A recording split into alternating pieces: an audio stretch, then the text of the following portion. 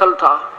श्रोतागण आकर स्थान ग्रहण कर रहे थे और अर्जुन और श्री कृष्ण उस सभा के आसपास स्थल के ऊपर घूम रहे थे और सत्संग होने का समय की इंतजार कर रहे थे। अर्जुन ने कहा, भगवान जब युद्ध का समय उपस्थित था उस समय आपने मुझे जो गीता का ज्ञान बताया था ना, अब मैं भूल गया भगवान, वही गीता आज ज्यों की त्यों सुनाना प्रभु, बड़ा आनंद आ रहा था। अब श्री कृष्ण क्या कहते हैं, अर्जुन तो बड़ा श्रद्धाहीन है, तो निकम्मी आत्मा भाई, तूने ऐसे निर्मल ज्ञान को क्यों बुला दिया, याद रखना चाहिए था। और स्वयं कहते हैं, अब मुझे तो भाई याद नहीं मैंने क्या कहा था, अब पूरा मैं नहीं बता सकता। अब देखो मैं सत्संग करूंगा 4 दिन और आप सुनोगे, चारों दिन जो सत्संग पहली बार सुनेगा उसको पूरे सत्संग का मेरे ख्याल 30% अंश याद आप कर रहे नहीं। और मेरे से आप कभी पूछ लेना चारों दिन के सत्संग को, तभी सुना दूंगा जो कह दूं, क्योंकि मैं अपने होश में यही मेरी आत्मा बोल रही है। अगर इसमें कोई और बोल रहा होता तो मैं बाद में ये कहता कि मैं ये कहता तुमसे, तुमने याद क्यों नहीं रखा। अगर मैं आपसे आज कहूं कभी कि भी तुम बड़े श्रद्धाहीन हो, बड़े अच्छे, तुम अच्छे श्रोता नहीं हो, तुमने उस सारे चारों दिन के ज्ञान को याद क्यों नहीं रखा, और मैं कहूं अब मुझे तो जो कहा तू याद नहीं, मुश्किल बात है, तो क्या सिद्ध होगा इससे कि मैं नहीं बोल रहा था, कोई भूत बोल रहा था मेरे में। सीधी सी बात है। अब इसका प्रमाण कहां से मिलेगा, ये पवित्र शास्त्र महाभारत आपको ये बताएगा।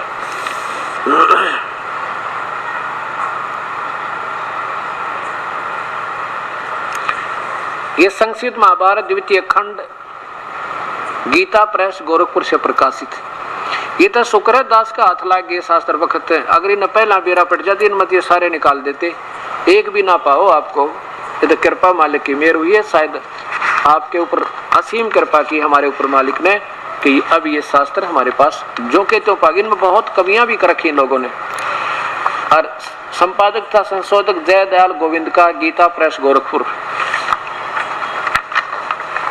अब इसको 667 पृष्ठ पे 667 पृष्ठ पे ये प्रमाण देखिएगा।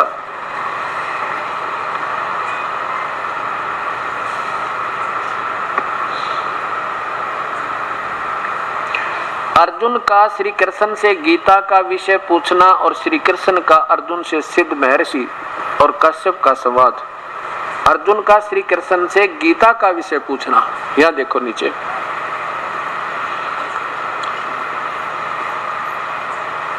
दोनों मित्र स्वेच्छा से घूमते घूमते सभा मंडप के ऐसे भाग में पहुंचे जो स्वर्ग के समान सुंदर था।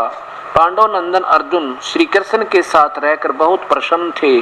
उन्होंने एक बार उस रमणीय सभा की ओर दृष्टि डालकर भगवान से यह वचन कहा, देवकी नंदन, जब युद्ध का समय अवसर उपस्थित था उस समय मुझे आपके महात्म्य का, अर्जुन कह रहा है नीचे, ज्ञान और ईश्वरीय स्वरूप का दर्शन हुआ था, किंतु केशव आपने स्नेहवश पहले मुझे जो ज्ञान का उपदेश किया था वह सब इस समय बुद्धि के दोष से भूल गया है। उन विषयों को सुनने के लिए बारंबार मेरे मन में उत्कंठा हो रही है। इधर आप जल्दी ही द्वारका जाने वाले हैं, अतः पुनः वह सब विषय मुझे सुना दीजिए। वैश्वान जी कहते हैं, अर्जुन का ऐसे कहने पर श्री कृष्ण भगवान बोले, अर्जुन उस समय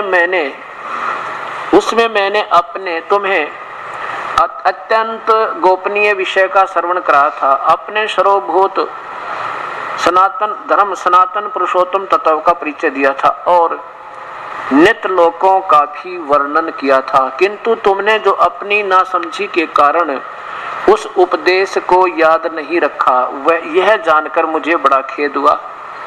कहते हैं तूने उस उपदेश को क्यों नहीं याद रखा, बड़ा खेद हुआ। उन बातों को अब पूरा श्रवण कराना होना संभव नहीं जान पड़ता। पांडव नंदन, निश्चय तुम बड़े श्रद्धाहीन हो, तुम्हारी बुद्धि अच्छी नहीं जान पड़ती।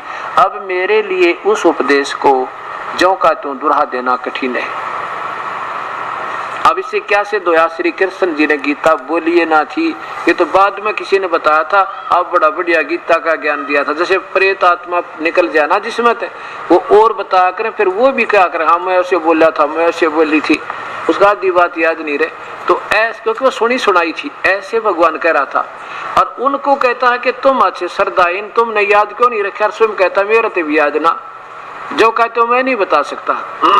अब फिर देखो, महाभारत के युद्ध के उपरांत, कई वर्ष के उपरांत, वेद व्यास जी ने ये पवित्र गीता लिपिबद्ध कर दी। और भगवान श्री कृष्ण का याद नहीं, बोलने वाले का तो याद नहीं, वेद व्यास ने लिख दी। फिर वो काल ब्रह्म, वो ज्योत निरंजन इस वेद व्यास जी की आत्मा में प्रवेश कर गया भूत की तरह, और बैठ कर चारों वेद, क्योंकि प्राकृतिक उथल पुथल के कारण ये चारों वेद कई बार विनाश को प्राप्त हो गया, यानी ये कागज तो समाप्त हो गया, ज्ञान ज्यों का त्यों रहा। तो गीता जी भी दोबारा टीका लिपिबद्ध कर दी। और श्री कृष्ण की याद भी कोई ना, वेद व्यास के सारी याद उसने सुनी भी ना थी। अब ये सोचने की बात है प्यारी आत्माओं, क्योंकि हम ज्ञान से कोसों दूर रखे गए। इन स्वयं इन वेदों के और गीता के जानकारों ने आप ज्ञान नहीं, तो ये भगवान कहना के चावे है, अपनी सोच की अटकल लगा कर इनके अनुवाद कर दिए। और हमने ये सोचा वो मैं ऋषि हो गए, उनसे ज्यादा हम नहीं जान सकते, वेदों की तरफ देखना बंद कर दिया कि हमारी इतनी बुद्धि काम करे नहीं सकती, जैसे वो महापुरुष थे ना। गीता के अनुवाद की तरफ हिंदी देखते रहे, या उनकी सोच के अपने अपने अनुभव के बनाए शास्त्रों को फाइनल मान कर उन उपनिषदों पर हम आश्रित हो गए। या तो कृपा करी दास के ऊपर इस परम पिता ने एक बुद्धिहीन जीव को अपनी फिर रजा बख्श के ये अपना सत्य ज्ञान भर दिया इस दास में, आप पुण्य आत्माओं के लिए। अब इससे ये क्लियर हो गया कि श्री कृष्ण ने वेद गीता नहीं बोली, और ये बोली काल ने, ब्रह्म ने, ज्योत ने, रद्द ने। अब धर्मदास इस बात को सुनकर बिल्कुल हक्का बक्का रहेगा, लेकिन पहली बार सुना ना, यह बात देर तो समझ में आवे, जब बिल्कुल सत्य है। और वो असत्य ज्ञान इस सत्य को भी सत्य स्वीकार करने में समय लेता है, लेकिन ये जब समय ये आ जाएगी ना समझ में, फिर सारी ये बात बन जाएगी, फिर आएगी, क्योंकि वो भी तो सुनने से ज्ञान हुआ था, और ना जाने कितने समय से सुनते आ रहे थे।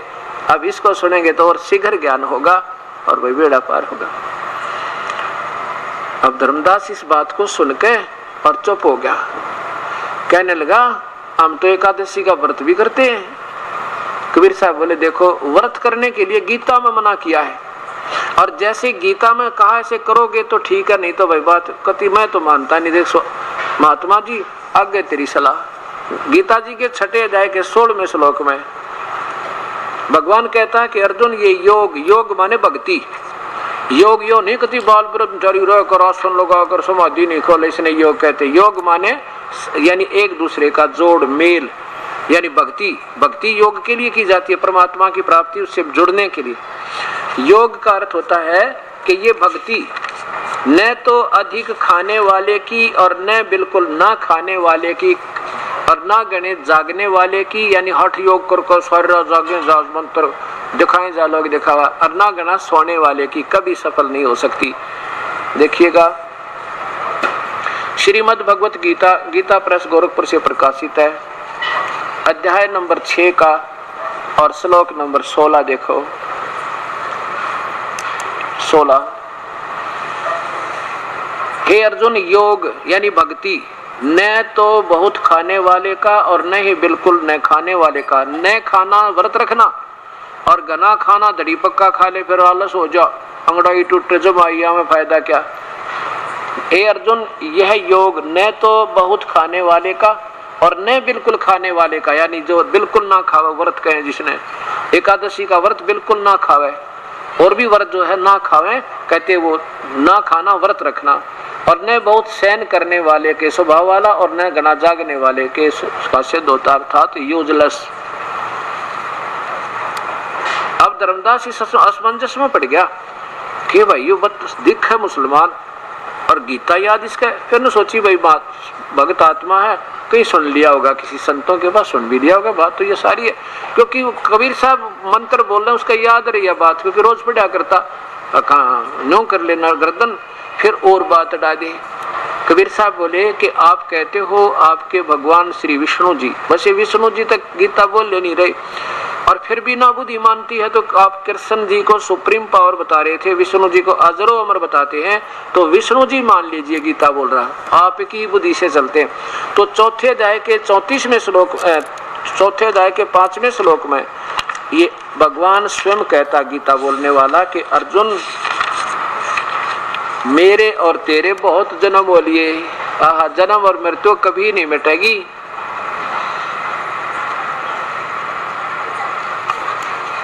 अध्याय नंबर 4 का, और ये श्लोक नंबर 5 है।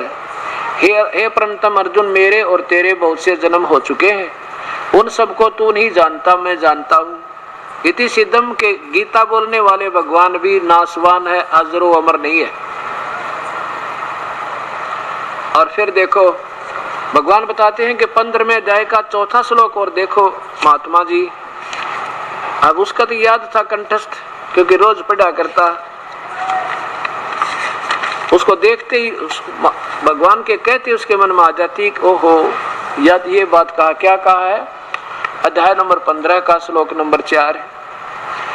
इसका 1, 2, 3 का आशय ये है कि उल्टा लटका हुआ संसार रूपी वृक्ष अर्जुन, और ऊपर को जड़ तो पूर्ण परमात्मा है इसका, और नीचे को तीनों गुण रूपी शाखा है, रजगुण ब्रह्मा, सतगुण विष्णु, तमगुण शिव जी।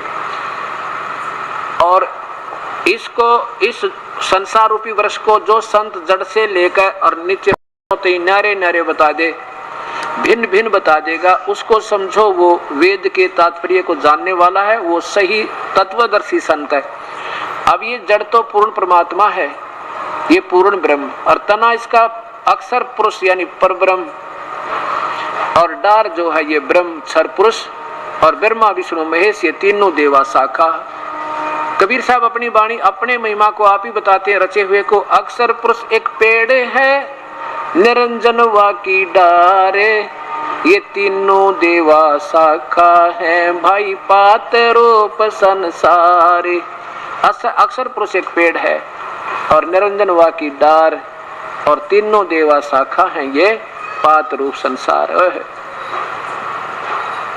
और ये बता कि जो संत इस संसार रूपी वृक्ष को तत्व से, मूल से लेकर यानी जड़ से लेकर नारे नारे सब ब्रह्मांडों की, परब्रह्म कौन है, ब्रह्म कौन है, जड़ पूर्ण ब्रह्म है, तना इसका परब्रह्म है, और डार इसकी ब्रह्म है, और ये तीनों देवा शाखा ब्रह्मा विष्णु महेश है।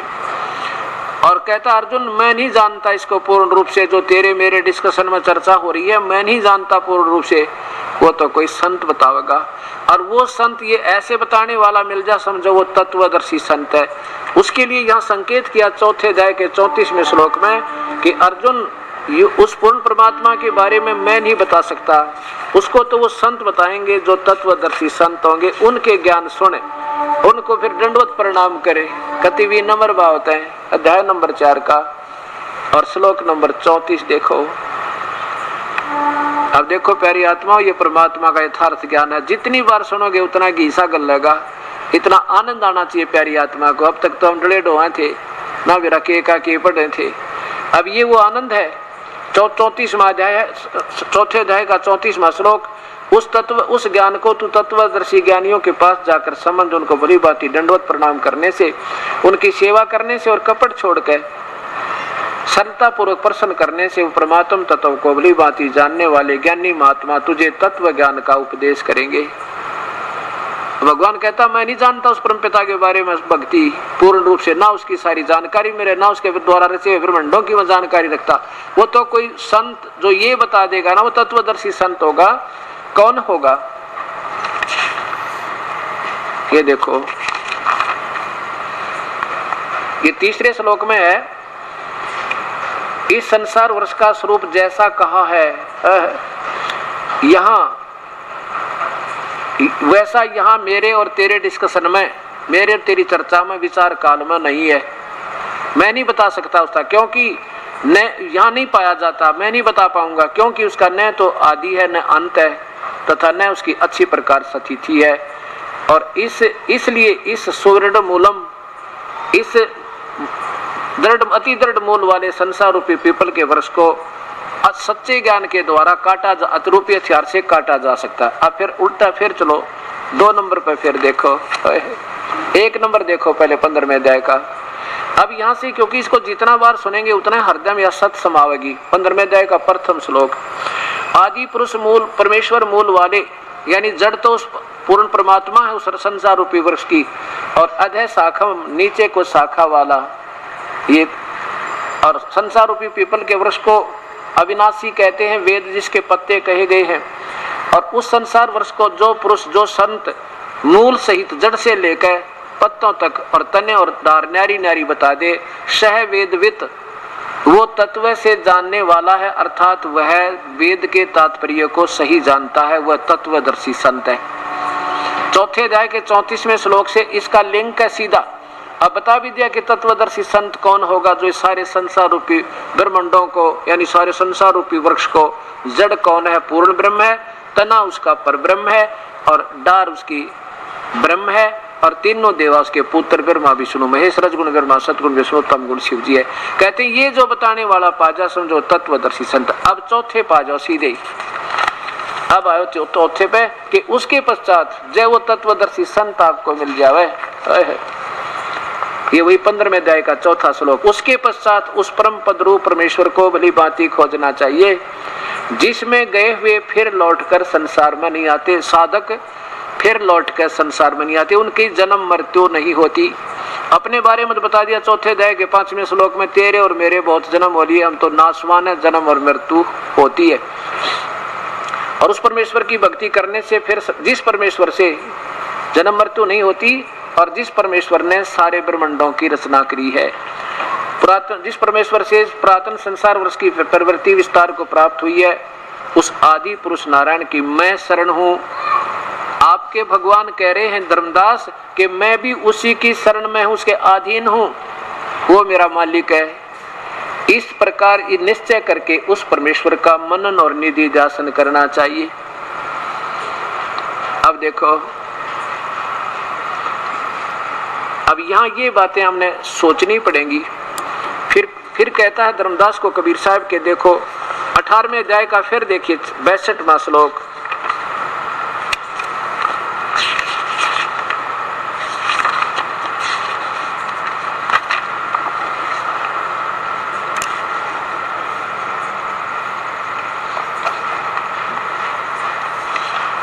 अठारहवें अध्याय का अध्याय नंबर 18 का श्लोक नंबर 62। ए भारत सब प्रकार से उस परमेश्वर की शरण में जा, है उस परमात्मा की ही कृपा से तू परम शांति और सनातन परम धाम को यानी सतलोक चला जाएगा। शाश्वतम सथानम, शाश्वतम सथानम यानी सनातन परम धाम सतलोक को प्राप्त होगा, और वहां जाकर फिर जन्म मृत्यु कभी नहीं होती। नहीं तो मेरे पास रहेगा तो तेरी भी मृत्यु जन्म और मेरा भी जन्म मृत्यु। अब ये बातें अब धीरे धीरे आपके समझ में आएंगी। ये समझ में आएगी ना, फिर बेड़ा पार कई पीढ़ी ताई का सुख आपका होगा। क्योंकि मानव शरीर का एकमात्र उद्देश्य केवल प्रभु पाना और काल के जाल से पीछा छुटवाना है। अगर यही नहीं बना, चाहे राष्ट्रपति बन जाना यहाँ पे, क्योंकि अपने भागते तो आपको सुख होगा, आपका ही कर्म आपको प्रधानमंत्री राष्ट्रपति बनाओगा, क्योंकि पिछले जन्म में आप पुण्य कर्मी होगे तो बनोगे। और उस मलाई ने खाकर चले जाओगे अपने पुण्य कर्मों को, भविष्य की नहीं बनेगी तो फिर पशु बनेंगे। ये परमात्मा का नियम है। अब धर्मदास इन बातों ने सुनकर असमंजस में पड़ गया। कहने गए भगवान ये आदमी है घम चक्कर, ये दिखे तो एक जो है क्या नाम है मुसलमान, और सारे शास्त्रों को कंठस्थ याद किए फिर उसने सोचा भाई ये साधु लोग होते हैं, इनमें कुछ सिद्धि पिद्धि भी होती है, ये ऐसे कोई तो ना किधर सुना ली होगी, ऐसे करा होगा। फिर कबीर साहब ने बताया कि आप कह रहे हो कि ब्रह्मा विष्णु महेश तो अजरो अमर है। ये अजरो अमर तो नहीं है। देखिए देवी भागवत महापुराण प्रश्न नंबर 3 स्कंद,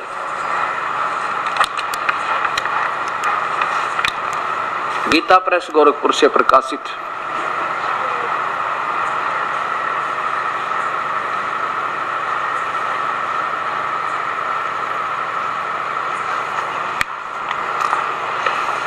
इसके अनुवाद करता है हनुमान प्रसाद पोदार चमन लाल गोस्वामी और ये गीता प्रेस गोरखपुर से प्रकाशित है, मुद्रित है। इसके तीसरे सकंद पे अर्थात 114 प्रश्न से प्रारंभ करेंगे।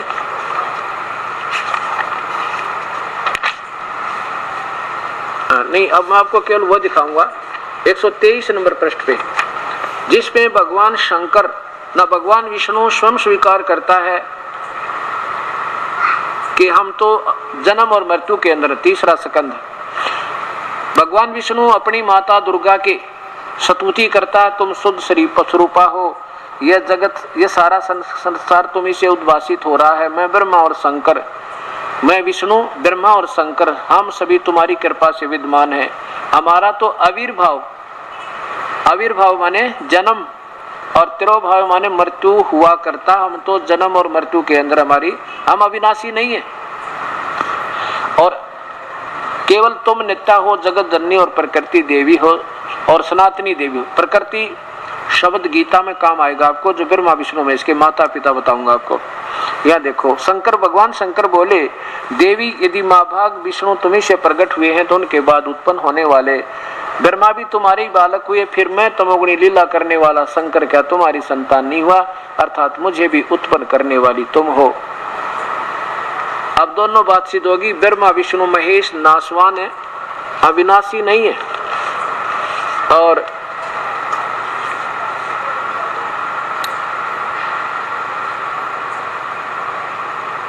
इनकी माँ जो है ये दुर्गा है और ज्योत निरंजन ब्रह्म ये काल इनका पिता है। प्रकृति दुर्गा को कहते हैं। फिर कबीर साहब ने बताया कि 14वें अध्याय के 3, 4 और 5 श्लोक को फिर देखिए धर्मदास, इसमें स्वयं ये काल कहता है कि दुर्गा तो मेरी पत्नी है और ये तीनों गुण रजगुण ब्रह्मा सतगुण विष्णु तम गुण शिव जी ये इसी प्रकृति से उत्पन्न हुए, दुर्गा से। ये पवित्र गीता जी। और यहाँ देखिएगा ये 14वां अध्याय 14वां अध्याय और यहाँ देखो तीसरे श्लोक में लिखा है, हे अर्जुन मेरी महत प्रकृति ये दुर्गा तो सभी प्राणियों की योनि अर्थात गर्भाधान स्थान है। मैं काल उस योनि में चेतन समुदाय गर्भ को स्थापन करता हूँ। जड़ योग उससे, तत् माने उससे सब भूतों की उत्पत्ति होती है, सब प्राणियों की उत्पत्ति होती है। नीचे देखो चौथे में, हे अर्जुन नाना प्रकार की सब योनियों में जितने मूर्तियां अर्थात शरीरधारी प्राणी उत्पन्न होते हैं, प्रकृति तो सबकी उन सबकी गर्भ धारण करने वाली माता है। मैं काल बीज स्थापन करने वाला सबका पिता हूँ। और 5वें में देखो कमाल कर दिया, प्रकृति से उत्पन्न तीनों गुण रजगुण ब्रह्मा सतगुण विष्णु तमगुण शिव जी, ये प्रकृति से उत्पन्न अर्जुन सतगुण ब्रह्मा विष्णु महेश ये तीनों प्रकृति से उत्पन्न तीनों गुण अविनाशी जीवात्मा को शरीर में बांधते हैं। अर्थात दुर्गा इनकी माँ है, ये काल ब्रह्मा विष्णु महेश का पिता है। अब इसके लिए फिर आपका, क्योंकि हर सत्संग में नई नई आत्माएं आती हैं, उनको ये असमंजस बना रहेगा कि ये ब्रह्मा विष्णु महेश गुण कैसे हो गए। ये भी इस देवी भागवत महापुराण में आपने अभी कर निर्णय लेना होगा और तब ये हृदय आपका गदगद होता रहेगा, नहीं तो आपको शंका बनी रहेगी और आप आगे सत्संग भी नहीं सुन पाओगे। ये देवी भागवत महापुराण सभास टीकम से मातम खेमराज कृष्णदास प्रकाशन बम्बई, इसके तीसरे सकंद में देखिएगा, ये दूसरा सकंद समाप्त होता है। अथ देवी श्री देवी भागवत श्रीमद देवी भागवते भाषा टीका युक्ते तृतीय सकंद प्रारंभ थे। फिर देखिए शुरू से, अथ श्रीमद देवी भागवते भाषा टीका युक्ते तृतीय सकंद प्रारंभ थे। इसमें भगवान शंकर कहते हैं, ये 7वां अध्याय श्लोक समाप्त हुआ, 8वां प्रारंभ हुआ ये मंत्र। भगवान शंकर कहते हैं, हे माता यदि हमारे ऊपर आप सदा दया युक्त हो तो मुझको हमको यानी मेरे समेत मुझको तमोगुण किस प्रकार प्रदान किया, ब्रह्मा रजोगुण और हरि यानी विष्णु को सतोगुण क्यों बढ़ा दिया। नीचे देखो संस्कृत, यदि दया धर्मना, यही 7वां समाप्त हुआ, 8वां प्रारंभ हुआ। संस्कृत देखिए, यदि दया धर्मना न सदाम्बिके कथम है विहित, भगवान शंकर कहता अहम माने मैं क्यों बना दिया तमोगुण, और कमल से उत्पन्न होने वाले ब्रह्मा को रजोगुण संभाव क्यों रजोगुण बना दिया, और सुविता किमो सतोगुण हरि आपने भगवान विष्णु को सतोगुण क्यों बना दिया। इति सिद्धम रजगुण ब्रह्मा है, सतगुण विष्णु, तमगुण शिव जी। ये भी आपके सामने सिद्ध हुआ। अब इन बातों ने सुनकर धर्मदास की तो सिट्टी फिट्टी तो होगी खत्म, और उसने सोचा भाई अच्छा नास्तिक टकराया, आज तो ये बड़ा कमबख्त आदमी, और बात सारी साची कह। तो कबीर साहब ने कहा कि जिसको कहो तुम नंद का लाल, वो कहे मैं सबका काल। कबीर साहब बोले जिसको तुम नंदलाल कहो और वो कहे मैं सबका काल, सब न खाऊं। और 11वें अध्याय के 21वें श्लोक में अर्जुन आंखों देखा बताता है भगवान आप तो देवताओं को भी खा रहे हो, ओए होए, जो आप ही के गुणगान करे और आपके आगे हाथ जोड़े खड़े। ओए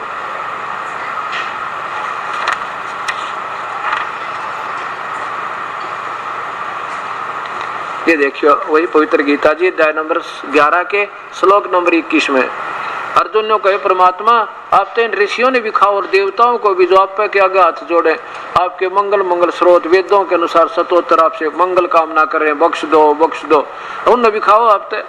11वें अध्याय का श्लोक नंबर 21 ऊपर देखो, ये श्लोक नंबर 21 है।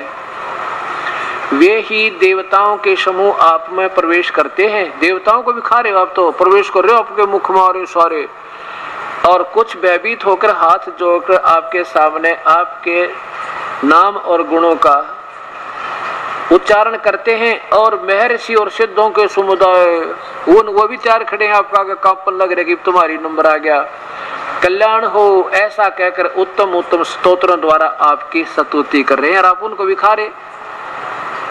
फिर ये क्या कहता 11वें अध्याय के 32वें श्लोक में अर्जुन मैं तो काल हूं भाई, सब ने खाऊंगा किसी ने ना बख्शूं।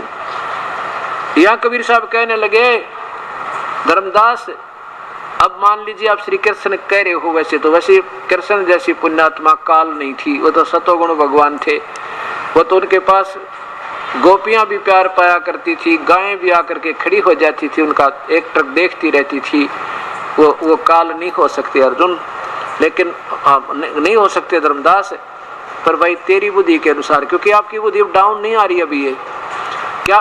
फिर परमात्मा ने उसको छेड़ने के लिए कहा जिसको कहे तो नंद का लाल और वो कहे मैं सबका काल। बता भाई फिर काल की पूजा करके वो सब ने खावा, तो उसके उपासकों को भी खा रहा, तो आप ही देख रहे हो। अर्जुन आंखों देखा बता। अर्जुन धर्मदास बोला बाबा जी जिंदा मुझे शिक्षा ना दे और घना ना बोला, मेरी आत्मा दुख है श्री कृष्ण के बाब ना नू घना मत का मेरे इन हमारे भगवानों के बारे में। अब श्री कबीर साहब बोले भाई कुएं में पड़े, आंखों देखी बिना मानता गधा कहीं का। परमात्मा कहते हैं कि जान बूझ साची तजय और फिर भी करे झूठ से ने वाह की संगति है प्रभु फिर सोपन में बिना दे। इतना सोच के अंतर ध्यान हो गए परमात्मा। अब धर्मदास की आत्मा तो मान रही थी भाई बात तो महाराज जी सारी सच्ची कह रहे थे, और देख कर्म इनने किसे कर्म बिगाड़े। आंखों से जब एकदम अदृश्य हो गया तो और बड़ा डर लग गया, और यथार्थता समझ में आ गई कि कोई आम व्यक्ति तो नहीं था भाई। जब मुसलमान होकर एक एक शब्द याद कर रखे, हर गीता हर वेद और शास्त्र के, ये आम आदमी नहीं था। ये तो हो सके भाई कोई भगवान हो कोई देव हो, और तूने तो जुल्म कर दिया, पाप का भागी हो गया। क्योंकि भक्त आत्मा फिर डरा बहुत करे। उसने सोची सारी रात नींद ना आई, नींद नहीं आई तो और यूं प्रार्थना करे भगवान एक बार आ जाओ, फिर दोबारा एक बार दर्शन दे दो। आपने अब मैं कुछ नहीं बोलूं, सारी बात सुनूंगा आपसे, क्योंकि वो सारी बात सामने आने लग रही। तो काल है सब ने खावा, ब्रह्मा विष्णु महेश ने यो सब देवता ने भी ना छोड़ा। और ये तो गीता बोली को ना श्री कृष्ण ने, क्योंकि बेशक उस समय ना मनमा पर बाद में विचार करने पर विवश हो जाएगा वो प्राणी, चाहे कितना शाना बन रहा हो, कितना आरूढ़ हो इस पुराने ज्ञान पे। तो सुबह मनसा मार के अपना क्या करा, वक्त से उठा और ऐसे जमीन लिपी, रोटी बनाने लग गया। खाना बनाते अपनी जैसी पूजा मन मार के करी, पर उस दिन उसके बाद पूजा करने को दिल कती नहीं किया। उसका सवेरे अपना खाना बनाने लग गया, रोटी बनाऊं पहले तक। अब खाना बनाने लगा तो एक मोटी लकड़ी लाया तोड़ के जंगल में तो ढूंढ के लानी, वह बीच तक थोथी थी, होलो थी, और वो उसने लगा दी चूल्हे में। सही होगी लकड़ी और लगा के अग्नि जला दी, प्रज्वलित कर दी, रोटी बनाने लग गया, सब्जी सुब्जी बना के। और जब देखा ना वह जलती जलती जब बिल्कुल चूल्हे के पास आ गई, बाकी बच गई 1 फुट की 1.25 फुट की। जब उसकी दृष्टि पड़ी उस पिछले हिस्से पे, लकड़ी के पिछले हिस्से पे, उसमें तो क्या देखा उसने, ना जाने कितनी ये काली काली चींटियां आंट्स अपने अपने अंडों को मुंह में लेकर बच्चों को या कुछ वैसी उससे बाहर भाग रही हैं बाहर उस सुराख से। और सुराख के पिछले हिस्से पर लकड़ी जो गिल्ली होती है थोड़ी थोड़ी, चाहे मामूली सी भी गिल्ली क्यों ना हो, उसके पिछले हिस्से पे एक तरल पदार्थ सा ऐसे उबलता जैसे चाय उबला करे, और वो उसमें चींटियां गिर रही हैं, चटक चटक होकर जल रही, क्योंकि बाहर निकलने जगह ना मिला, रास्ता नहीं मिला, और अंदर कुछ वैसे अग्नि में जल गई। जब धर्मदास ने देखा उस प्यारी आत्मा ने, क्योंकि साधु कोई भी किसी मार्ग पर लग रहा है, चाहे वो किसी पंथ से संबंधित है, वो प्यारी आत्मा में दया बहुत होती है, क्योंकि उसमें पिछली कमाई है, लेकिन भविष्य की उसकी कुछ नहीं बन रही, क्योंकि वो शास्त्र विरुद्ध होने तय। अब क्या किया, जब उसने देखा तो सारा कांप गया बैठ के, भगवान आज ये कौन सा पाप हो गया मेरे तय, इतना अनर्थ हुआ, इतनी लंबी लकड़ी थी परमात्मा, इसमें करोड़ों की संख्या में जल मरी होंगे बेचारे, सह परिवार मर गए, आंख ऊपर न मुंह कर रो, आंखों में पानी आ गया, है परमात्मा या के बनी आज मेरे तय। मन में आप पर विचार किया कि आज मैं भोजन नहीं खाऊं और इसको किसी संत को खिला देता हूं, मुझे पाप नहीं लगेगा। ये सोच विचार करके रख के थाली के ऊपर और ढक के सुंदर थाल परोस एक सुंदर कपड़ा लेकर चल पड़ा साधु की तलाश में। वहां परमात्मा वही पूर्ण ब्रह्म अपनी प्यारी आत्मा को चरणों में लेने के लिए ना जाने के कहते हैं सोचल सीधर मैं करूं अपने जन के काज। एक साधु जिसने साधु माना, गले में माला हो, लाल कपड़े पहन रखे हो, बुढ़ी सी को जटा बढ़ा रखी हो, तो साधु सही मान लेते हम। ऐसा रूप बना के एक वृक्ष के नीचे मालिक बैठ गए और दृष्टि पड़ी धर्मदास की कि ये महात्मा बैठे, और जाके प्रणाम किया, राम राम किया। भगवान ने भी उसका उत्तर दिया, राम राम भाई, आजा धर्मदास। जब कबीर साहब ने कहा आजा धर्मदास, तो धर्मदास ने सोचा भाई ये आदमी तुझे जाने क्यों कृत महात्मा। फिर सोचा तू बड़ा सेठ है ना, भंडारे करता रहता, कहीं गया होगा कभी भंडार में, इसलिए जानता होगा। कहने लगा महाराज जी आप भोजन पा लो, आपको भूख लगी होगी। कबीर साहब कहने लगे हाँ भाई भूख लगी है बच्चा, बहुत अच्छा किया आपने, बड़ा अच्छा किया, रख दे भोजन। जब उसने थाल रख दी, कपड़ा उठाया, तो परमात्मा ने अपना एक लोटा रखा था पानी का, जल का, उसमें से थोड़ा जल लिया और उस पर ऐसे छींटे मारे सारी भोजन पर, कुछ मंत्र सा बुदबुदा के लीला कर रहे थे। इतने में क्या हुआ कि सारे के सारे भोजन की चींटी बन गई, आंट्स काली काली व छोटी छोटी कीड़ी, और सारी काली थाली जो है काली होगी। अपने बच्चों को अंडों को मुख में लिए हुए वो घूम रही है, कोई बाहर निकला। जब कबीर साहब ने देखा उस धर्मदास की तरफ और अपना वही स्वरूप बना लिया जो पहले दिन जिंदा महात्मा के रूप में वार्ता हुई थी, और जब कहा कि धर्मदास कल तू क्या कहे था भाई, हम जीवन सा नहीं करते, हम पाप नहीं करते। कबीर साहब बोले तेरे तो कसाई भी अच्छा, वो एक दिन 100 हत्या करे तो उनने तो आज करोड़ों कर दी नकम्मी आत्मा, तो काहे का फिर जो हिंसा करते वो पार नहीं हो सकते, तो तेरे जैसा पापी नहीं तेरा कैसे उद्धार होगा।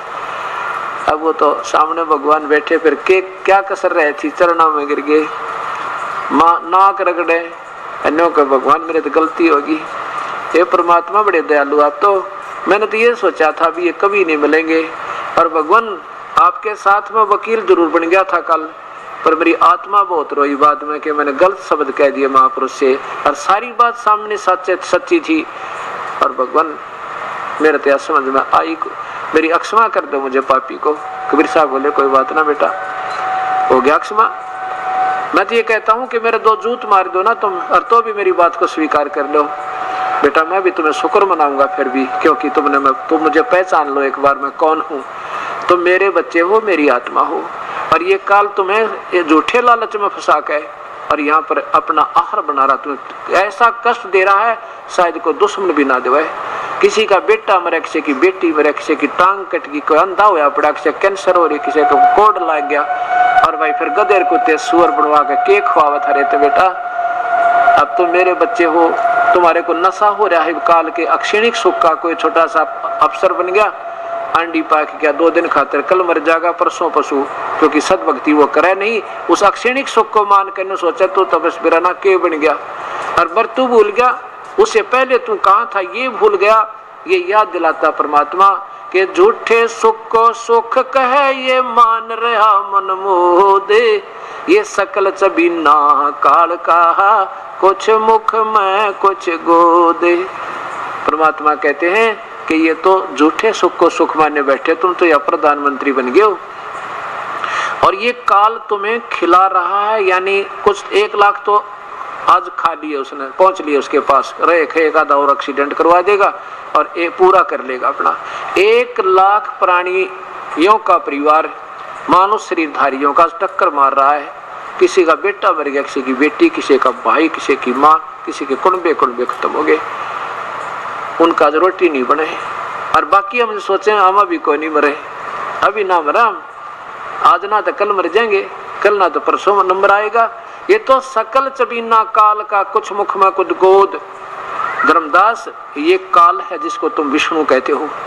ये विष्णु कौन काल है? विष्णु का पिता जो महाविष्णु है, ये काल है, और इसने तुम्हें ऐसे पाल रखा है जैसे कसाई बकरे पाला करे। देखिए विष्णु पुराण को, ये देखिए श्री विष्णु पुराण, इसमें कहा है कि विष्णु का एक रूप, विष्णु का एक रूप। तो अब पहले ये देखिए, इससे पहले एक ब्रह्मांड का चित्र। ये काल भगवान क्या करता है इस एक ब्रह्मांड में, इस काल की स्थिति देखिए। पहले एक ब्रह्मांड का लघु चित्र, इसमें क्या बताया है कि ये एक ब्रह्मांड है, इसी को पिंड, अंड और ब्रह्मांड भी कहते हैं। इस एक ब्रह्मांड में इस काल ने यह एक ब्रह्मलोक बना रखा है, और इसमें ये देखिएगा स्वयं महाविष्णु रूप में स्वयं रहता है और दुर्गा को अपनी पत्नी के रूप में रखता है। और यहाँ सतोगुण प्रधान क्षेत्र बना रखा है, ये तमोगुण प्रधान क्षेत्र है, और यहाँ पर ये सदाशिव रूप में स्वयं काल रहता है, और पार्वती रूप में, महापार्वती रूप में दुर्गा को रखता है। सतोगुण प्रधान क्षेत्र में जब ये महाविष्णु रूप में होते हैं और दुर्गा माँ लक्ष्मी रूप में होती है, इनसे जो पुत्र उत्पन्न होता है उसको ये सतोगुण बना देते हैं, नाम विष्णु रख देते हैं, फिर बेहोश कर देते हैं।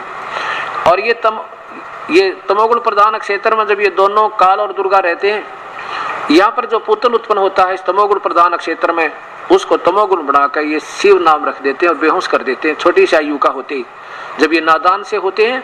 और फिर इसमें ये महाब्रह्मा रूप में ये काल होता है, और आगे करा करो, और महासावित्री रूप में ये दुर्गा को रखता है, पीछे कर दुर्गा को रखता है। यहाँ जो पुत्र उत्पन्न होता है उसको ये रजोगुण बना देते हैं और नाम ब्रह्मा रख देते हैं, फिर तीनों को बेहोश कर देते हैं। अब नीचे देखो, अब यहाँ पीछे करो, पीछे देखो, ये अब ये विष्णु का लोक, इसके पुत्र विष्णु को होश में लाकर और फिर इनकी शादी करके और यहाँ छोड़ देते हैं इन दोनों को, और फिर अपने दूसरे पुत्र, पहले पुत्र ब्रह्मा को, दूसरा विष्णु, तीसरो शिव को, तीनों को एक एक और द्वीप रच के उस ब्रह्मलोक तैयारी। और केवल इन 3 लोकों के भगवान बनाते हैं एक एक विभाग के मंत्री, पाताल लोक, पृथ्वी लोक और ये स्वर्ग लोक। ये प्रभु, ये काल यहाँ रहता है, ये महाविष्णु रूप में ये काल है। और जब ये यहाँ से हट जाता है ना, जब इनका पूरा काम हो लेता है, तो ये कहाँ चला जाता है? ये फिर अपने 21वें ब्रह्मांड में पहुंच जाता है, उसके ऊपर पहुंच जाता है। ये देखिएगा इस काल के ये 21 ब्रह्मांड है। एक ब्रह्मांड देखा था आपने, वो ये है। ऐसे 5 महाब्रह्मांडों का एक ग्रुप बनाकर एक 5 ब्रह्मांडों का एक ग्रुप बना के एक महाब्रह्मांड बना है। ऐसे ऐसे 4 महाब्रह्मांडों में 5 ब्रह्मांडों को रोका है, और फिर इनसे अलग जब हो जाता है ना, इनमें से अपना पूरा कार्य करके दुर्गा को छोड़ देता है इसके अपने लोक में। ये दुर्गा का यहाँ अलग लोक है, इसको यहाँ भेज देता है, और ये स्वयं इससे अलग जाकर यहाँ बैठ जाता है अपना। ये है इसका असली स्थान। और यहाँ पारब्रह्म के लोक में जाने का ये एक जो है ये 10वां द्वार या ये 11वां द्वार है।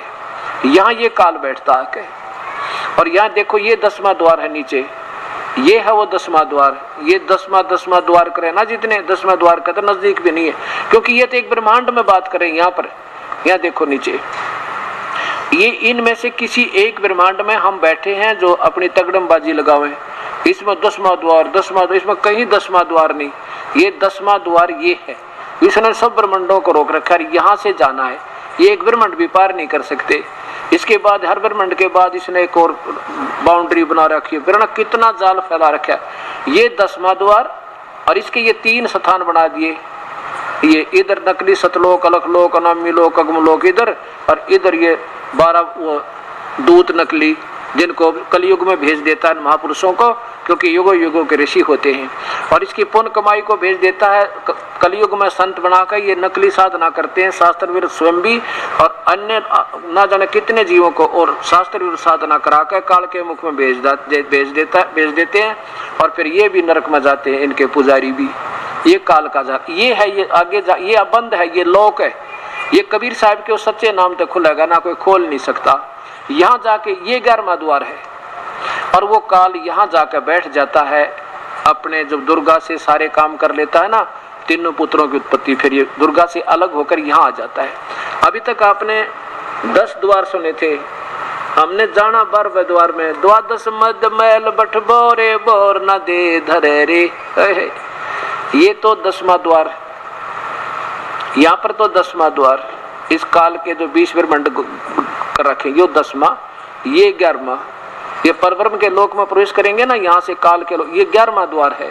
और यहाँ पर काल बैठा है, इसके सिर पर पैर रख के कबीर साहब की रजाते हैं, सतनाम के जात के यहाँ जाएगा। ये 12वां द्वार, और 12 के बाद ये परमात्मा के दरबार में पहुंच जाते हैं। 12 मद मैल बठ बोरे बोहर न दे धरे रे, 12वें द्वार के बाद है वो वास्तविक स्थान सतलोक, जहाँ फिर जन्म नहीं होता। बहुर ना दे धरे रे।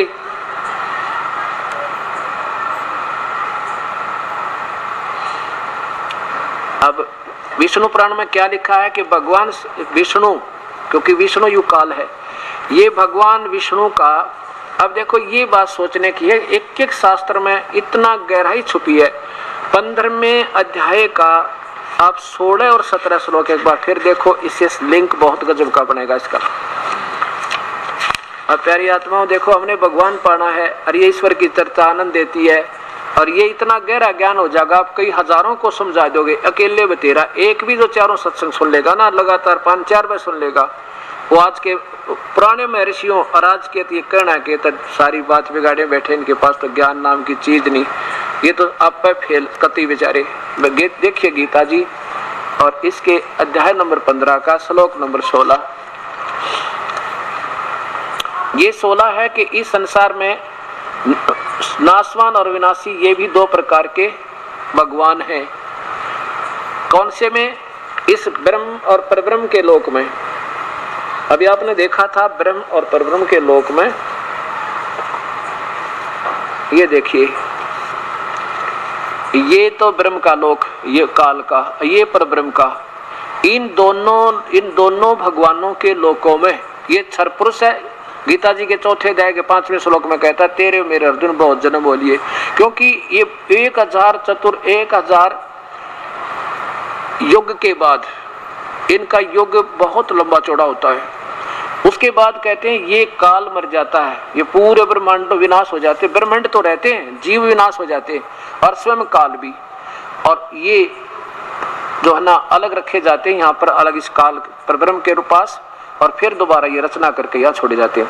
तो ये तो ब्रह्म है, नाशवान भगवान सीधा ही, और इसके अंदर रहने वाले देव महादेव प्राणी, ये इनके स्थूल शरीर भी नाशवान और जीवात्मा अविनाशी है। और इसी प्रकार इस ब्रह्म परब्रह्म के भी ये स्वयं भी नाशवान है, और इसके जीव सतिथि यानी इसमें रहने वाले प्राणियों की भी शरीर, स्थूल शरीर नाशवान है, जीवात्मा दोनों में अविनाशी है। जीव तो समाप्त नहीं होता, और ये पूर्ण ब्रह्म है जो कभी विनाश में नहीं आता। ये वास्तव में भगवान कहा जाता है। ये वास्तव में अविनाशी स्थल है और अविनाशी भगवान है, या रहने वाली आत्मा भी अविनाशी है। अब देखो, जैसे एक स्टील का कप हो, फिर देखिएगा, क्योंकि ये 100 बार सुनाएंगे ये ज्ञान, जब याद बढ़िया होगा।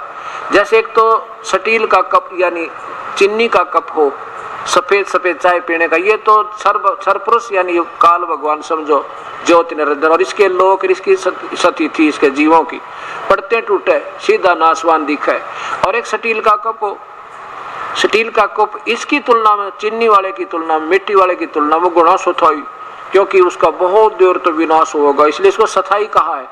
लेकिन होगा विनाश, जंग लगेगा, मिट्टी बनेगा, अवश्य बनेगा, लेकिन समय बहुत लग। ऐसे ही इस ब्रह्म के और परब्रह्म के सतिथि उनके जीवों की शरीरों में इतना अंतर तो है, लेकिन फिर भी दोनों ना वास्तव में अविनाशी तो तीसरा भगवान है, और वही सबका पालन पोषण करने वाला जड़ रूपी भगवान मूल है, और वही से सबको खुराक चलती है, उसको भगवान कहते हैं। अब देखो कितना निर्मल ज्ञान आपको पवित्र शास्त्र गीता जी के साथ और इसका विष्णु पुराण का कितना बढ़िया मेल होगा। अध्याय नंबर 15 का श्लोक नंबर ये 16, इस संसार में नासवान और अविनाशी भी दो प्रकार के भगवान हैं। पुरुष माने प्रभु लिखना था, भगवान है। और इसी प्रकार इन्हीं के दोनों के लोकों में सभी प्राणियों का स्थूल शरीर तो नासवान है और जीवात्मा अविनाशी कहा जाता है। अब तीसरे 17वें में देखो, ऊपर संस्कार देखे बात बनेगी कि है उत्तम पुरुष है तू अन्य, वास्तव में सर्वोत्तम भगवान, अच्छा भगवान यानी सही परमात्मा तो इन दोनों से भी अन्य है। और परमात्मा इति उदाहरत है, जिसे भगवान कह सकते हैं, जिसे परमात्मा कहा जा सकता है, जो वास्तव में भगवान परमात्मा है। परमात्मा की अभी बताऊंगा व्याख्या आपको। और फिर क्या है कि वही ये लोक तरमय अविषय विभर्ति अवय ईश्वर है, वही तीनों लोकों में प्रवेश करके और सबका पालन पोषण करता, वो अविनाशी परमेश्वर परमात्मा, वो परमात्मा है। इसको कहते हैं ना उत्तम पुरुष है तो अन्य परमात्मा इति उदाहरते, जिसको भगवान कहा जा सकता है।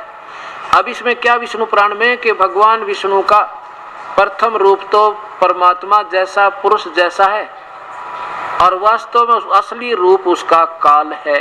ओए होए, प्रथम रूप तो भगवान जैसा। भगवान परमात्मा किसे कहते हैं कि जो केवल सुख दे, दुख ना दे, ना किसी ने मारे, ना खावे, ना टांग तोड़े, ना किसी ने गधा बनावे, ना सुअर बना के बिस्टा खुआवे, और वो उसको भगवान क्या करें, जो कोई दुख भी ना दे, केवल अपने संसारी आपको केवल सुख सुख दे, सारी सुविधा दे, खाने की, पीने की, रहने की, आपको कोई कष्ट ना दे, उसे परमात्मा कहते हैं। उत्तम पुरुष तो अन्य परमात्मा इति उदाहरते, जिसे वास्तव भगवान कह सकते हैं, और वो तीनों लोकों में प्रवेश करके सबका धारण पोषण करता है, उसको अविनाशी परमात्मा परमेश्वर इस प्रकार कहते हैं। ये फिर देखियो, अब विष्णु पुराण समझना कितना प्यार था आपके समझ में आओगी। ये है वो तीनों लोकों में प्रवेश करके सबका धारण पोषण करता है। यहाँ से खुराक चली तना में, तना से डार में, डार से ब्रह्मा विष्णु में इसके पास, और फिर हमारे पास आई। ये वास्तव में सबका पालन पोषण भी करता है, और यहाँ जाने के बाद कोई दुख नहीं, ये मारता नहीं, खाता नहीं, दुखी नहीं करता। अब तीन भगवानों की व्याख्या आपके सामने पवित्र गीता जी बता रही है।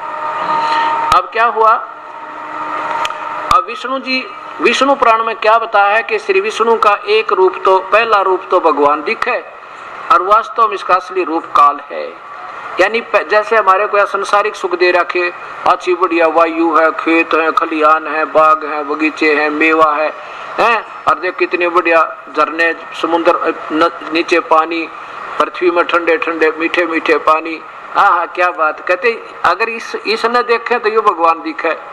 और फिर रोजाना 1 लाख मानव शरीरधारियों को मारा, किसी के बेटा मरा, किसी की बेटी मरी, किसी की टांग टूट गई, किसी का अंधा हुआ पड़ा।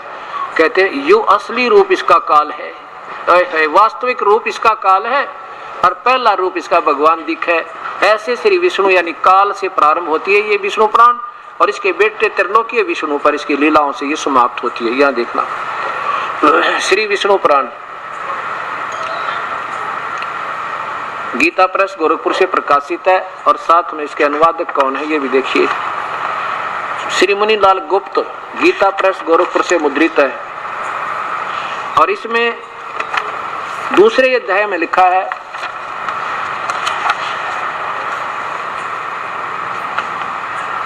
ये दूसरा अध्याय प्रारंभ हुआ, यहाँ देखिएगा।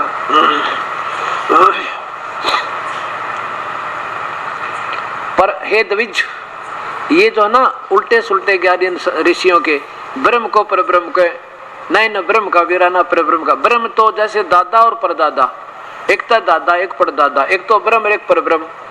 पर ब्रह्म है, ब्रह्म तो दूसरा भगवान, ज्योति निरंजन से कोई दूसरा, लेकिन इन्होंने एक का भगवान को ब्रह्म भी, परम ब्रह्म भी, पूर्ण ब्रह्म भी अपनी व्याख्या आप पर बनाए बैठे। चलो ये द्विज, ये परब्रह्म नहीं, ये विष्णु यानी काल, ये महाविष्णु का प्रथम रूप पुरुष। पुरुष है, पुरुष माने भगवान जैसा दिखे, परमात्मा जैसा दिखे। और अव्यक्त और व्यक्त, ये प्रकृति महोदय दिए थी इनके अपनी ब्रैकेट में, अपनी सोच है महापुरुष की, लेखक टीकाकार की नहीं। अव्यक्त जो कभी, अव्यक्त माने कभी दिखाई ना देता, एज इट इज जहाँ ये रहता है वैसा नहीं दिखाई देता।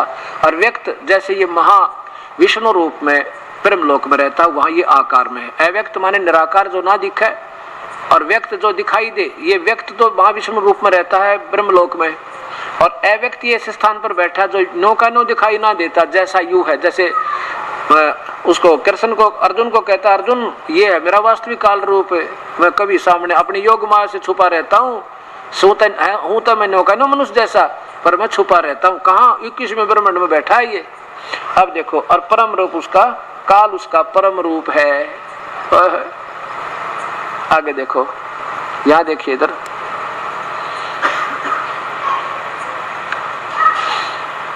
ये देखो, हे मैत्रेय, प्रलय काल में भगवान प्रधान यानी प्रकृति के साम्यावस्था में स्थिर हो जाने पर, यानी ये दुर्गा इससे अलग हो जाती है, और पुरुष के प्रकृति से पृथक हो, स्थित हो जाने पर, काल इससे दूर चला जाए 21वें ब्रह्मांड में, दुर्गा ने छोड़ के, तो जाने पर विष्णु भगवान का काल रूप परिवर्त होता है। फिर यहाँ से निकल जाए, यहाँ तो महाविष्णु रूप में रहता है, इससे एक ब्रह्मांड में, एक ब्रह्मलोक में था, यहाँ से छोड़कर 21वें ब्रह्मांड में जा बैठता है। कहते वहां ये वास्तविक उस रूप में चला जाता जो अर्जुन को दर्शन दिए थे। दुर्गा के प्रकृति से दूर हो जाने पर, अलग हो जाने से काल का, ब्रह्म विष्णु जी का, कहते विष्णु का काल रूप परिवर्तन होता है। ये काल न विष्णु के, ये ब्रह्म को विष्णु कहते हैं, क्योंकि ये महाविष्णु, महाब्रह्मा, महाशिव रूप में ये ऐसे दिखाई देता है। इसको ये उलझ पुलझ हो रहे सारे। अब कैसे है? धर्मदास को कबीर परमात्मा बताते हैं, धर्मदास तुम तो जैसे कसाई के बकरे होते हैं ना बेटा, ऐसे हो यहाँ पे, जैसे कसाई बकरे पाले, और वो उनके लिए कितनी सुविधा देता है, बढ़िया, उसके लिए छान भी डाल देता है, ऊपर छाया भी बनाता है उनके लिए, वो और गर्मी सर्दी से बचाने के लिए प्रबंध करता है। फिर पानी तालाब बना देता है वहीं पर, तो जिसके रोज की काफी बिक्री हो, और फिर उसके लिए चरागा बनाता है। फिर उनको जो है ना कभी आके ना ऐसे प्यार करता है। और जब वो आता है ना कसाई अपने उनके बकरों के पास, क्योंकि वो अबोध पशु उसको अपना मालिक समझे थे, हमारे चारा चरावे, पानी पिलावे, कितनी सुरक्षा करे, कितना प्यार दे हमारे को, इसलिए वो बड़ी आत्मा उसे अपना मालिक समझ के और उससे प्यार करती है। चारों तरफ भागकर उसके पास आते हैं, उसको जीभों से चाटने लग जाते हैं, और वो ये देखता है ऐसे हाथ लगा के, ये कै किलो का हो गया, कै कितने का बिकेगा, 500 का या 1000 का, और वो सोचते ही हमें प्यार कर रहा है, वो उसे चाटते हैं, उसको प्यार देते हैं। कहते हैं धर्मदास तुम्हारे साथ ऐसे हो रहा नादान, लेकिन वो इतनी बुद्धि काम उन प्राणियों की करती नहीं। किन की? उन बकरों की, कि सामने खाओ भी तो यही का, तुम्हें एक एक ले जाकर ना जाना किसी की बेटी आओ, किसी का बेटा हो, ऐसे आंख लेता है ये, उसने ना बेरा कौन से का बेटा कौन से की बेटी है। तो कहने का भाव ये है, परमात्मा कबीर साहब धर्मदास को ये याद दिलाना चाहते, तू कहाँ बैठा नादान, के पूजा बैठ के। तब धर्मदास कहता है भगवान या तो बहुत बुरी बनी, हे मालिक ये वास्तव ये कहानी क्या है, ये काल क्या है, के चक्कर है, मेरी तो बुद्धि काम करना बंद कर दी, क्या इनसे ऊपर और भी कोई भगवान है? फिर माँ विष्णु भेजते हैं। कबीर साहब बोले नादान कितने प्रत्यक्ष प्रमाण दे लिए, गीता बतान नगरी के ये तो तीनों गुण उल्टे लटके उठे नहीं, और जड़ ऊपर है, इसमें नहीं, तुझे वेद में दिखाता हूँ। आप देखिए ऋग्वेद में, अब देखो ये छोटी छोटी बातें जो हमें अपना अस्तित्व सही देती हैं।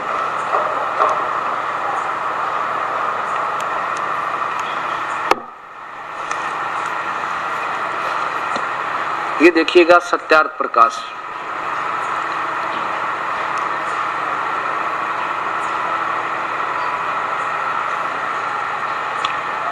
अब आज के दिन इन महापुरुष को बहुत बोलबाला है इनका कि ये बड़े विद्वान पुरुष थे और साथ में ये वेदों को जो समझा शायद आज तक कोई ना समझ पाया। ऐसी हमारी आज तक धारणा थी जब तक परमात्मा ने इस दास के ऊपर अपनी मेहर न बख्शी थी। नीचे देखियो कहां से प्रकाशित है, वैदिक पुस्तकालय दयानंद आश्रम केसरगंज अजमेर तक।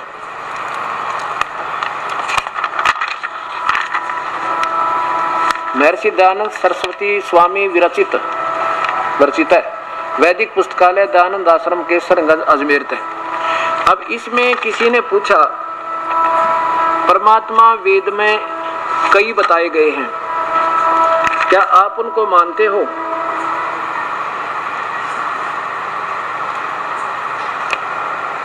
ये कहते नहीं, वेद में कहीं ऐसा नहीं लिखा कि जो अनेक कई भगवानों का विवरण हो। ऐसा तो लिखा कि वेद में केवल एक भगवान है। ये देखिए सप्तम समोल्लास।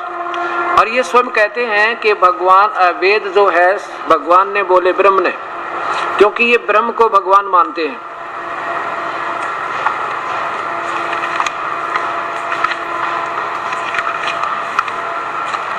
ये 2 से 17 पृष्ठ पे समोल्लास नंबर सप्तम,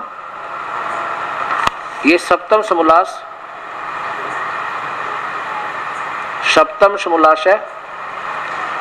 और यहां देखो 217 पृष्ठ पे क्या कहा है।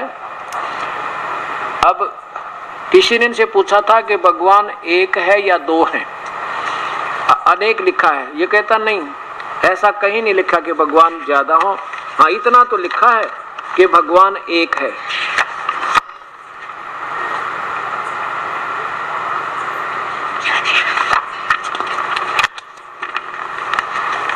और इनसे जब ये पूछा गया कि ये वेद किसने बोले, यहाँ देखो या नीचे देखो, यहाँ से शुरू करेंगे क्योंकि आपको हर पहलू से, हर दृष्टिकोण से, हर शास्त्र से ये ज्ञान सामने आएगा तो समझ में आओगी।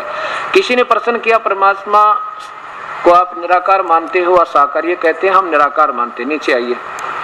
उसने पूछा कि जब परमात्मा निराकार है तो वेद विद्या का उपदेश बिना मुख के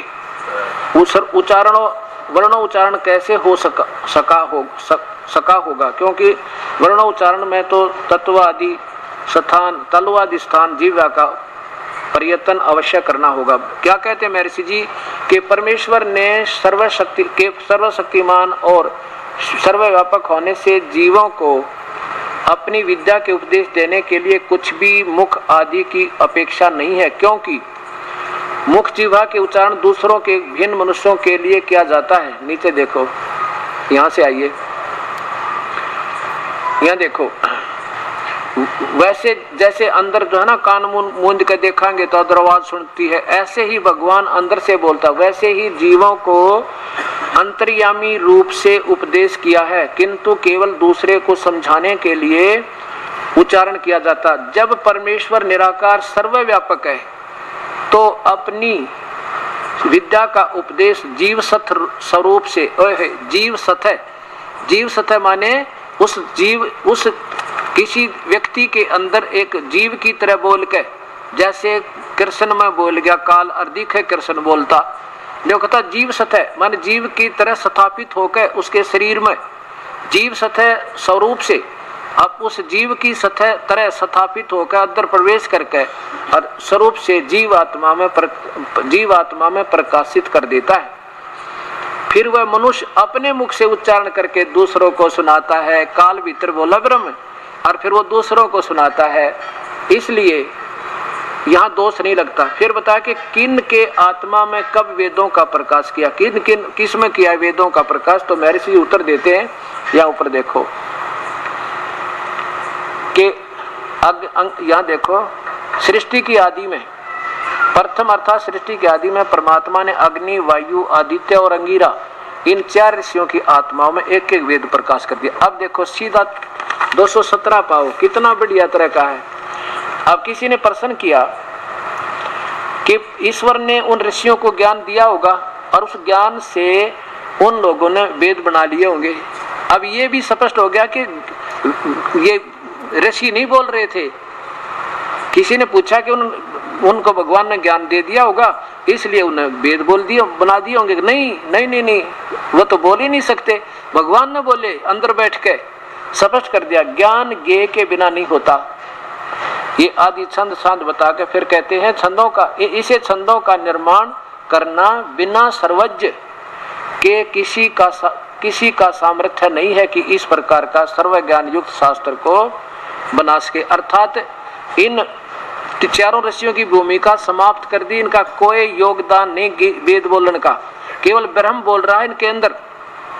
स्पष्ट कहते हैं नहीं नहीं, इन नहीं बोली, ऋषियों ने नहीं वेद बनाए, वो तो भगवान ने अंदर से बोले। आगे क्या कहते हैं यहाँ देखियो, हाँ फिर आगे कहते हैं कि हाँ वेद के पढ़ने के पश्चात व्याकरण निरुक्त छंद आदि ग्रंथ ऋषि मुनियों की विद्याओं का प्रकाश के लिए हैं। यानी बाद में जो छंद है ये तो व्याकरण व्याकरण है ना, ये तो ऋषियों ने बना ली।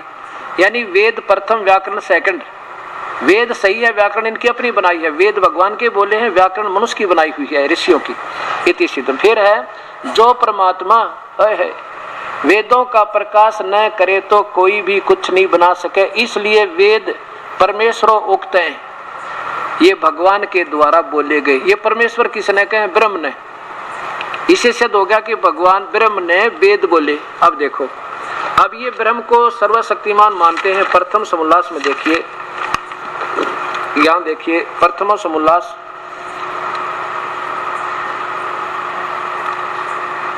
अब ये कहाँ लाना चाहता है दास आपको? मैं दास किसी की निंदा नहीं, मतलब जो का तुम जो लिखा आपके सामने पेश कराऊं। यहाँ देखिए ये नीचे लिखा है ब्रह्म रक्षा करने से ओम आकाशवत व्यापक होने से खम सबसे बड़ा होने से ईश्वर का नाम ब्रह्म है। ये ब्रह्म को परमेश्वर कह रहे हैं। अब परमेश्वर ने वेद बोले किसी व्यक्ति में प्रवेश करके। अब देखो, अब इनसे प्रश्न किया कि भगवान एक है या दो है, अनेक है? ये कहते नहीं भगवान एक है, दो है ही नहीं। अब देखो 186 से फिर प्रारंभ करेंगे। अब सप्तम समोल्लास में लिखा है, अब देखो हमने ये पैसे लेके और ये किताब खरीद रखी, अब खूब पढ़ेंगे और आपको भी पढ़ाओगे और सब न पढ़ाओगे।